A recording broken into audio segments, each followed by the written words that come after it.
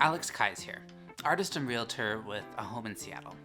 For this real estate sit down, I wanted to have a look at the housing market with you. So, I have a whiteboard, some snacks, and an internet connection. Let's dive into the statistics. Okay, here's everything that we're going to go over. First of all, please consider liking, subscribing, and following. Your validation helps me make these videos. Next, I want to talk about what is the multiple listing service and why does it matter. Then we're going to go over average sales price for homes within the city of Seattle. We're going to look at the list price to sales price ratio, which lets us know what kind of activity is happening. Then I like to look at months of inventory to let us know which way it swings between a buyer's and seller's market. And then we're going to put it all into practice and what does it all mean.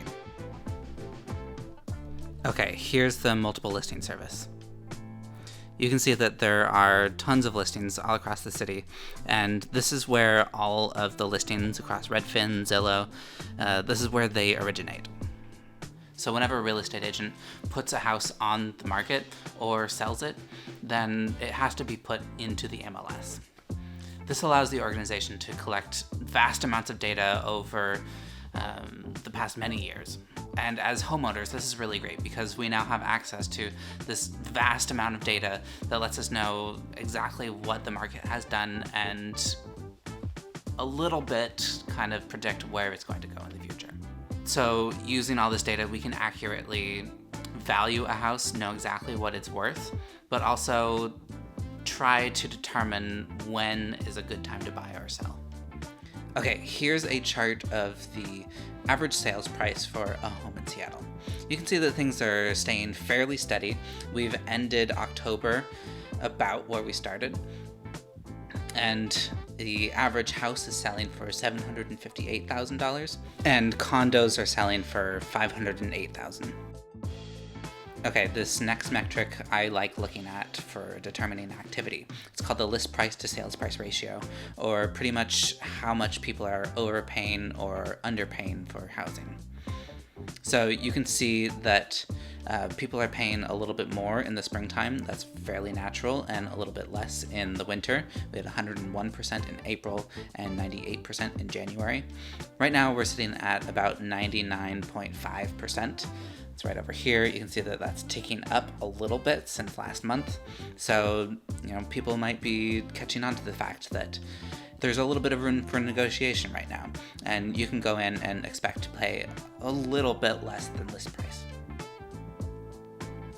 Okay, months of inventory is a little hard to understand and to explain, but pretty much it's looking at supply and demand. So we pretend if there were no more houses to go onto the market, how long would it take for them to all sell out? So you can see that in the summer months here, this number goes down because homes sell really fast. And then in the winter and the fall, this number goes up because houses are sitting on the market for a little bit longer. Now you can see that it fluctuates quite a bit from month to month, and in October we saw a little bit of things heating up. Homes weren't staying on the market for as long and they were selling a bit faster. Okay, so what does all this mean? How do you put it into practice? Pretty much it looks like it's pretty stable and mellow out there. If you're a seller, things aren't quite as favorable as they used to be, but if you have nice photos, you market your home well, I see lots of houses selling very quickly. If you're a buyer, things are pretty great out there.